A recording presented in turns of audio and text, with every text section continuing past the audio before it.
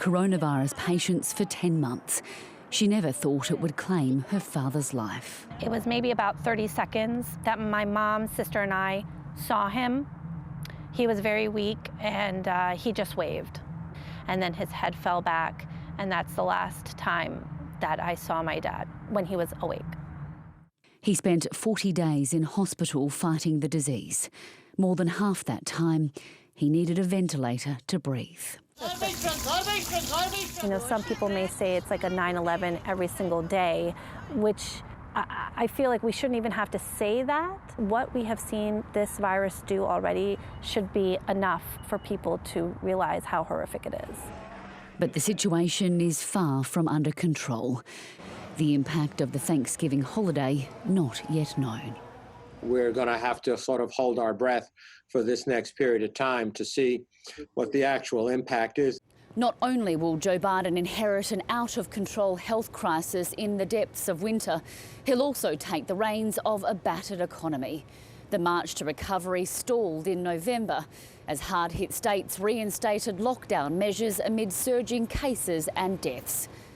Last month, the US added around half the number of jobs economists had predicted. And it's deeply troubling that last month's drop in overall unemployment was driven by people who were dropping out of the job market. Hope, too, is fading of Congress passing the next financial aid package before Christmas. If Congress and President Trump fail to act by the end of December, 12 million Americans will lose their unemployment benefits they rely on.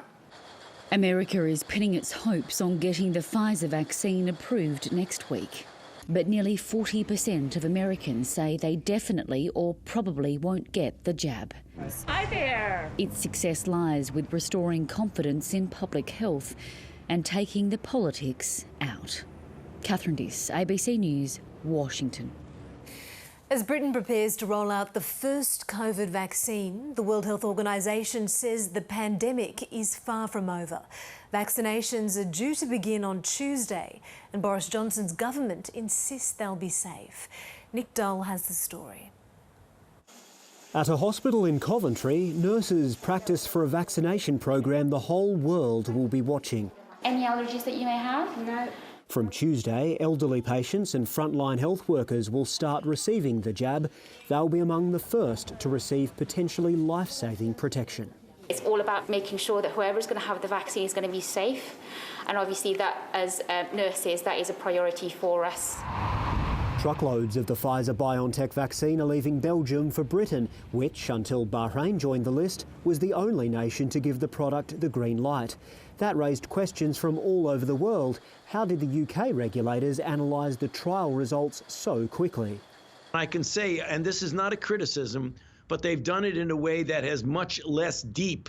Criticism may not have been the intention, but the US's top infectious diseases official soon discovered it had been the result, and he's been back on air multiple times to apologise. Were you speaking the truth? I mean, did they rush the approval?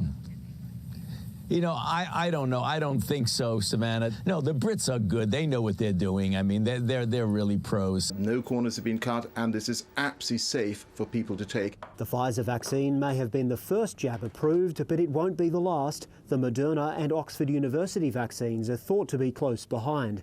But the WHO is warning the world to remain on guard. Progress on vaccines gives us all a lift. However, there is a growing perception that the pandemic is over. The truth is that at present, many places are witnessing very high transmission of the virus. Vaccines have arrived too late for more than 1.5 million people around the world, and many more families will face heartache while science catches up. Nick Dole, ABC News. We'll come back home to Melbourne's fave live music scene.